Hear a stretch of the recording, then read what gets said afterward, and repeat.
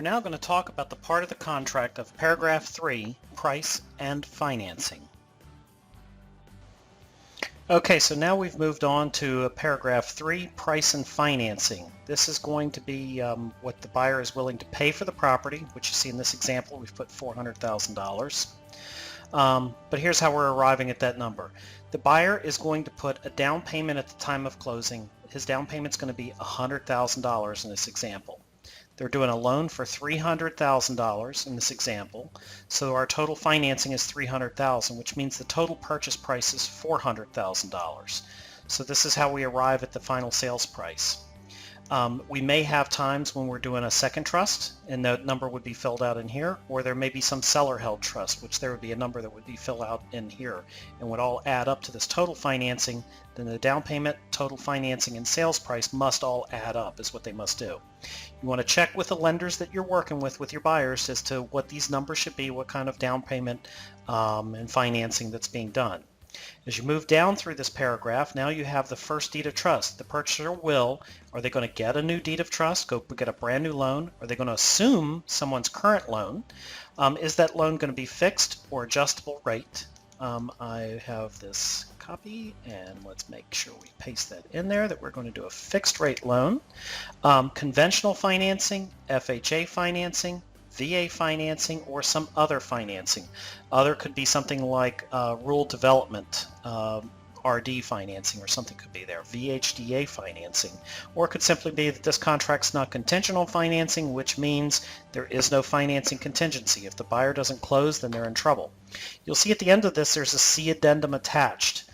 Each one of these different types of financing have a different addendum, adding certain contingencies to the contract to make them comply, which we'll go through those addendums as we move forward here. If you did have a second deed of trust, here's your opportunity for this information to be filled in, what kind of deed of trust we're doing, and assumptions. If this is an assumption which the buyer is assuming the current person's mortgage, then here's some items that need to be filled out. Any fees are related will be paid by the purchaser. If purchaser assumes seller's loan, the purchaser and seller will or will not obtain a release of the seller's liability to the U.S. government for repayment of the loan by settlement.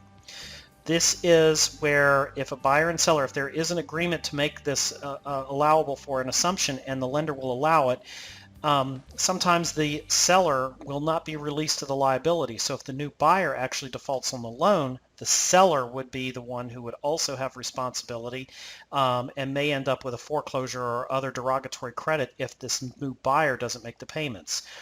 Typically, VA loans are ones that will have assumption of liability that would be put in there and release the other person that was involved with it, the seller that would be involved. Purchaser and seller will or will not obtain a substitution of seller's VA entitlement. That's what we just talked about. Balances of any assumed loan, secondary financing, and cash down payments are approximate. You don't know what the exact payoff on this assumption is going to be at the day of closing, because the interest is prorated to the day of closing. So those numbers would just be approximated. So you would come up with, up here, if you were doing an assumption, you would say it's a first trust. It's an assumed that's happening. If it's a fixed or adjustable rate, and maybe it's 100,000, 300, and 400 is the total. But maybe when it comes down to the settlement date, just have your buyer prepared. Maybe this first trust is only $299,500, and then in that case, they'd be coming with $500 more to closing to close this loan, to close this transaction, because it's going to total out at $400,000.